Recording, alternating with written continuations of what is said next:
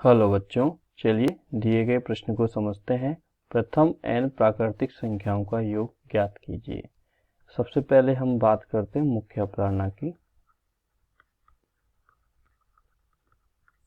प्राकृतिक संख्याएं होती है हमारी समांतर श्रेणी में, वह हम देखेंगे किस प्रकार। और समांतर श्रेणी के n पदों का योग होता है AP के n पदों का योग ज्ञात करने का सूत्र होता है Sn बराबर n/2 2a प्लस n-1 गुना d, जहाँ a श्रेणी का प्रथम पद होता है, d कॉमन डिफरेंस अर्थात सार्व अंतर होता है।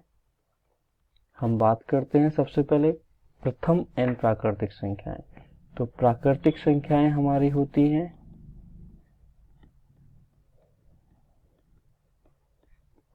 हमारी 1 से लेकर के अनंत तक की प्राकृतिक संख्याएं।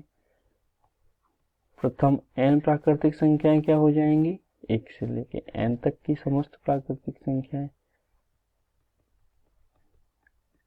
1 2 3 से लेकर n तक। हम इस श्रेणी के n पदों का योग ज्ञात करना है।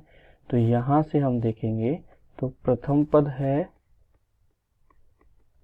a अर्थात 1। सार्वंतर हम बात करेंगे, सार्वंतर होता है d अर्थात a2 a1 कर लीजिए तो भी हमें वो वही प्राप्त होगा। और द्वितीय पद में से प्रथम पद को घटाया तो 1 प्राप्त हुआ।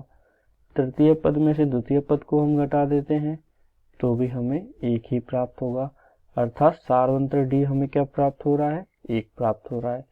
तो a बराबर 1 पता है, d बराबर 1 पता है। n पदों का योग का सूत्र होता है, n पदों का योग होता है Sn बराबर n/2 2a plus n-1 d। ये क्या होता है? समांतर श्रेणी के n पदों का योग।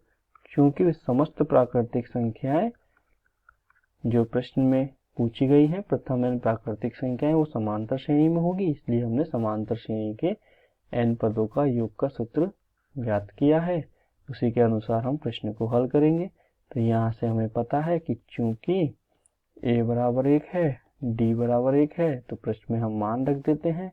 तो मान रखने पे प्राप्त होगा n/2। a के स्थान पे 1 रखेंगे तो 2 गुना 1 प्लस n-1 और d के स्थान पे 1 रख देते हैं।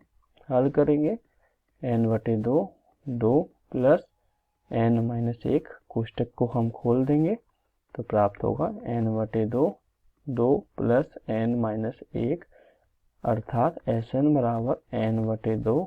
यहाँ से प्राप्त हो जाएगा n, 2 में से 1 जाएगा तो प्लस का 1, तो हमें एक सूत्र प्राप्त हो गया है Sn बराबर n/2 n+1, या इसको हम लिख सकते हैं Sn बराबर n+1/2 भी हम लिख सकते हैं, बात एक ही है। तो हम कह सकते हैं अतः दिए गए प्रश्न में प्रथम n प्राकृतिक संख्याओं का योग होगा Sn बराबर n+1/2। हमें यही ज्ञात करना था। तो आशा करता हूँ आपको यह समझ आया होगा। धन्यवाद।